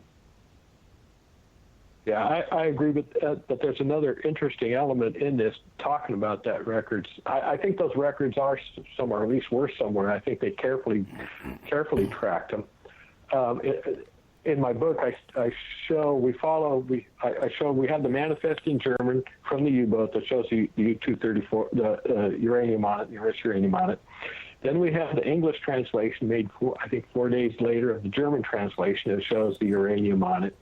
And then not too many days after that, there is a document that is an inventory that the United States Navy did of everything that was on the U-boat. It's about probably an inch thick, as far as a stack of paper.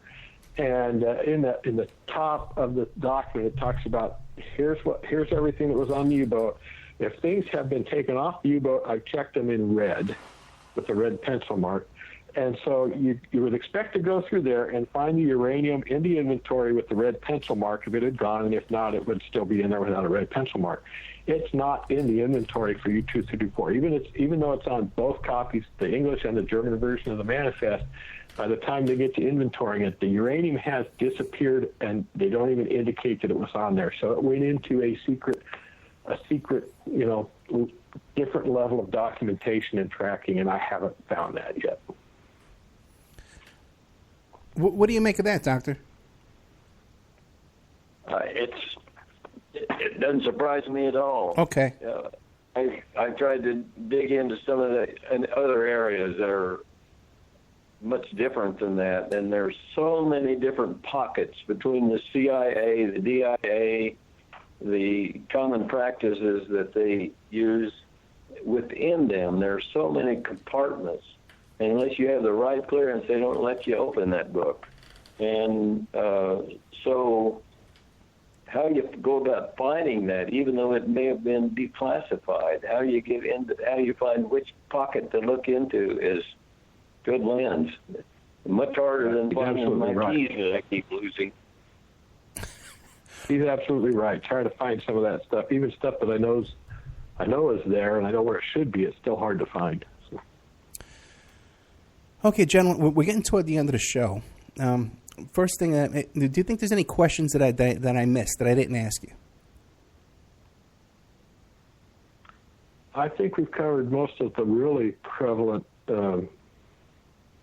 pieces that are material to the to history. Okay. I were to emphasize anything, I would talk again about we covered a little bit in the beginning what the world would look like differently if the U-boat had not been surrendered to us, but had made it to Japan, or had otherwise nothing would happen to it before the Russians were able to take over Japan. I think that it would have been a very different world that we live in, and I think that's the important piece relative to who we are, what we're doing now, and why we ought to look at it. Well, why don't you take a couple of minutes and sum it all up for us? Well, can I inject, and then I'll Sure. let him do the full summary? There you go. I came into it late in the game, and I was very surprised to see the research that he had done. I was also intrigued by the fact that it looks very suspiciously strong that the Germans were ahead of us in the nuclear program. The area where we had them constrained was that we were so dominant in the skies and on the ground that they had no way to do the things necessary to use the product that they were developing. And laying that aside, I just am intrigued by this book. It is fascinating. I believe that he is on track to a reality there with where the Germans were. I don't know about the Russian drive to contribute to the fact we needed to use the nuclear weapon just to get the thing over with in a hurry. That's a political statement that I don't know how to deal with, and I'm not dealing with that at all. The book itself is fascinating, credible, worth a read, worth additional studies, and I'd like to see it out in the open more. Like what you're doing tonight is certainly contributing to that. I think that's a good thing. Thank you very much for allowing me to participate in that interview, and I think I'm done for the evening. Thanks. Doctor, thank you so much. So, Carter... It's been really helpful. Yeah, are you kidding me? It's an honor to have you. A guy who worked on the Manhattan Project. Oh, yeah. Los Alamos. Yeah. And I will say that he is probably the top authority that I worked with. But I worked with no fewer than 6 or 7. I could probably count them out and name them. But world-class either nuclear physicists or nuclear engineers. And all of them basically have said the same thing. Now, Dr. Bergen was kind enough to, because we live close to one another, it made it easy for me to work with him, and his title and his capacities just made it the no-brainer to go to. But he's kind of been the voice for those who agree. Now, he mentioned the book. The first and second editions came out. The third edition hasn't come out yet. It's scheduled to come out on the first week of August, which is the anniversary of the 71st anniversary of the droppings of the bomb. But anybody who wants to pre-order it can go to Trine Day's website. It's possible to pre-order it, and that's what you want to do, because right now, if you look on the internet, the first and second editions are selling anywhere in the neighborhood from $150 to $650 because they're rare and highly valued by the people who value this kind of history, I guess. So wait a few months, and you'll be able to get it for market, price, and I think you'll be excited about what you read. Thank you so much, Carter Heydrich. The book is Critical Mass: How Nazi Germany Surrendered Enriched Uranium for the U.S. Atomic Bomb. Like he says, you can get that over the Trine Day website. Good old Chris Milligan over there. They're treating you good over there? Yep. They're trying yeah. They've been wonderful. They've been outstanding. It's been a pleasure. Yeah, they're always good. Help me out. Yeah. Carter Heydrich, thank you so much. Thank you. Appreciate the opportunity, and hope you have a good evening. Thank you, sir. Oh, okay. Well, there we had it. We had Dr. Bergen, not the Manhattan Project, but he worked over there at Los Alamos, and Carter Heydrich, who wrote this book, Critical Mass: How Nazi Germany Surrendered Enriched Uranium for the U.S. Atomic Bomb. Hey, next week, I think it's next week. I've had this strep throat, and I've had this cold and this fever and stuff like that. I'm pretty much out of it lately. Now we got Dr. Bergen calling up, but I've been out of it lately. Okay, so I've been a little losing my mind here. But next week we have a show coming up. We're going to be doing another show about Kurt Cobain, the murder of Kurt Cobain. But this time we have the author of a different book. Good old William Ramsey set it up for us. Let me see if I can pull this up for you real quick. The Mysterious Death of Kurt, and it's written by this guy named Richard. He keeps calling him Richard here. Richard agrees. Good old William Ramsey. Okay, well, here we go. Let me pull it up for you here. It's on Amazon.com. Hey, by the way, if you gotta buy something on Amazon, click on one of my links first. Okay, The Mysterious Death of Kurt Cobain: Suicide or Murder, You Decide. And it's written by Tom Grant and Matthew Richard. Okay, and we're going to be having this guy Richard on next week. I think it's next week, because it's maybe not. No, next week's the 2nd. I don't think we have a guest lined up for next week. But I have a very busy week this week. I'm interviewing Joe Plummer about the tragedy and hope, the Carol Quigley story. Carol Quigley was one of the professors of Bill Clinton, and has this theory about how the world is controlled by a small group of people who control both sides. Very interesting, considering how we were discussing World War II history today and all this kind of stuff with Dr. Bergen and Carter Heydrich. I just uploaded to the members section this new lawsuit against Donald Trump, okay? By the way, it's in the Southern District Federal. What is it? Let me pull this up here. It is in Southern District in New York, the United States District Court, Southern District of New York. And it's a Jane Doe lawsuit against Donald Trump and Jeffrey Epstein. I put these documents I just got a hold of them, I think it was yesterday or the day before, and we put them up in the member section at OppermanReport.com. And I did not quite read the whole thing, okay? I just scrolled down to the bottom to see the attorney's name, see what I could find on this attorney. All right? I said last night that I thought he was a copyright attorney. He is not. He is a patent attorney. And he sues people on patents, which is an interesting legal specialty, that he would be filing this wrongful injury, type of lawsuit against Trump and Epstein. But this guy's a real lawyer. Now, I had assumed that this lawsuit was a reprint or a redo of the one that was filed in Riverside County, California. And after reading this, I find that it's not. This is a serious lawsuit that is filed by a serious attorney, a real attorney, okay, who is putting his bar license on the line by filing this lawsuit. And there's a lot of interesting stuff in here that's not being reported in the news. In the news, they're reporting it's the same lawsuit as the one in California, but it's not. There's a lot more to this. Okay? For instance, they get into the statute of limitations. This is a professionally produced lawsuit. Okay? It's not like that nonsense that was. Oh, we gotta. Okay, well, thank you. We're gonna say goodnight to American Freedom Radio. We'll see you next week. Danny, thank you so much. But just to continue on that note about this lawsuit here with this Donald Trump lawsuit. Oh, by the way, I want to plug Faith one more time too. She's messaged me over here. I hope she's not upset that I'm trying to. Okay, all right. If the Faith Stockwell GoFundMe, the last four digits are 2B97RQC. Okay, but we're going to change it that it'll say Faith Stockwell. But I'm sure right now if you Googled GoFundMe Faith Stockwell, it'll pull up. She's trying to get an apartment for her and her little kid.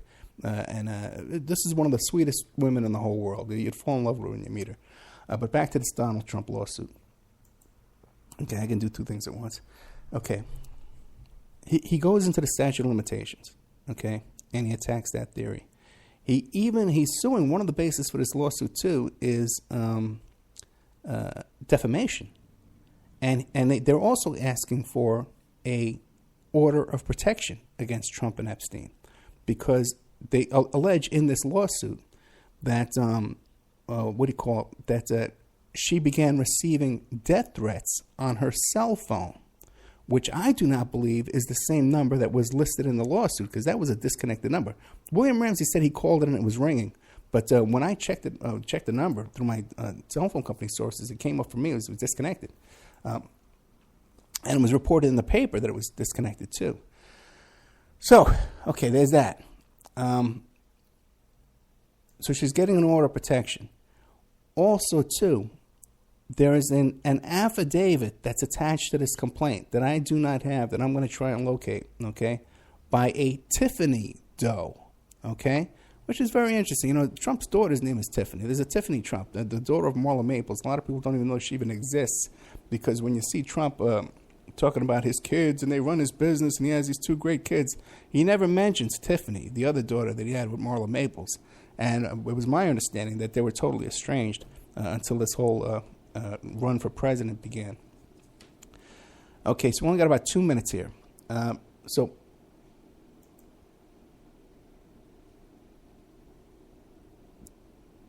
to sum it up, okay, this lawsuit, and even goes into reasons why it's a Jane Doe lawsuit.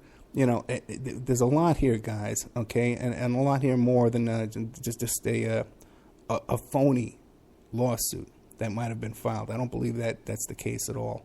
And I believe there's some meat in this lawsuit here. And Trump's attorneys are going to have to answer to this in court. And we'll see what happens. I'm gonna work on this week of getting the affidavit for you, and we'll put that up in the member section too over at OppermanReport.com. Now I got to run. I've lost my voice, and we're out of time anyway. But thank you so much. This week we got Joe Plummer. We got this guy McCracken, who was a witness in the Arliss Perry murders, So I'm gonna be interviewing him on Tuesday, plus whoever we pick up during the week. Thank you so much. I'll see you next week. And don't forget, please, OppermanReport.com. Subscribe, become a member. Thank you.